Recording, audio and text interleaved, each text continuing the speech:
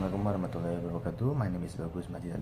My student number is C11 2019 02101. Tonight I will present about the research I did several days ago.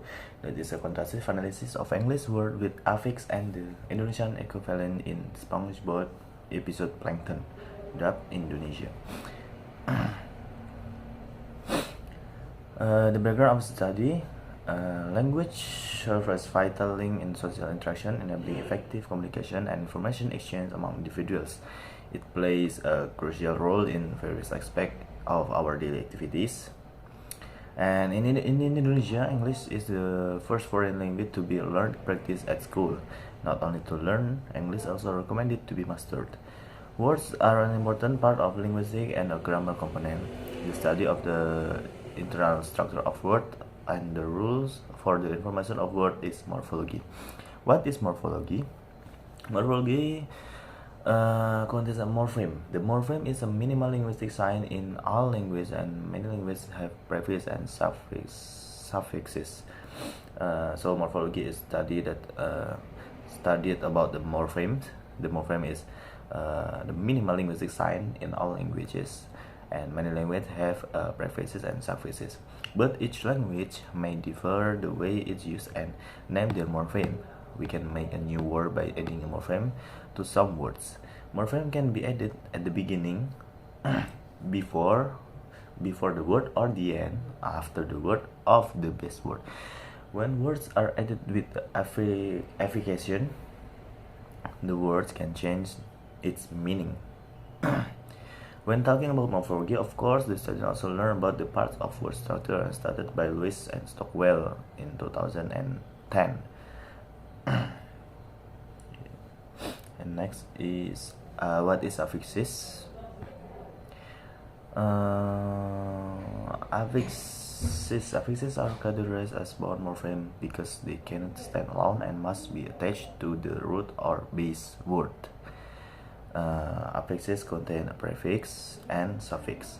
Prefix is a form that is added in front of a word or word root to change its meaning, while suffix is a combination of letters added to the end of a word or a root word. In Indonesian, affixes are also studied in the word structure, but Indonesian people usually call it imbuhan for affix affix and suffix called akhiran. This study aims to is the problem that will be faced by Indonesian students in dealing with several English utterances that contain affixes, which can be in the form of suffixes and prefixes.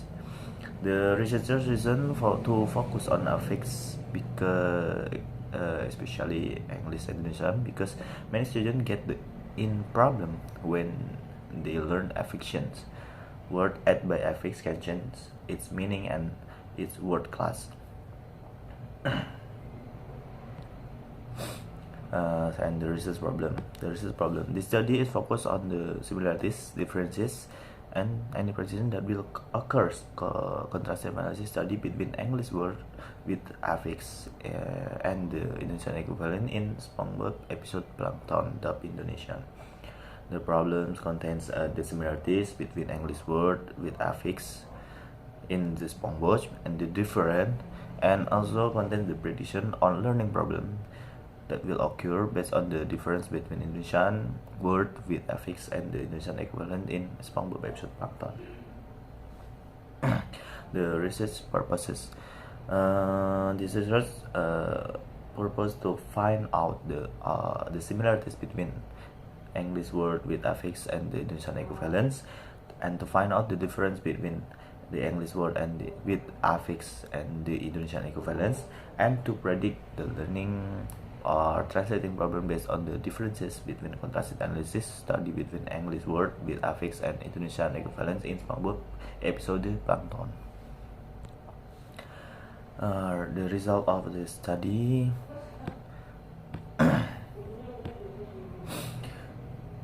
The result of this contrastive analysis study between English word with affix and the Indonesian equivalents are expected to be significant or perfect benefits as following. Practically, this research is expected to useful for people who are interested in learning English and Indonesian, especially about affixes, so it can contain prefix or suffix. The result of this research might be also useful for the other researchers. The researchers in the areas of translation studies can follow up the result of this research for their own researches in translation studies or other areas relevant to translation activities.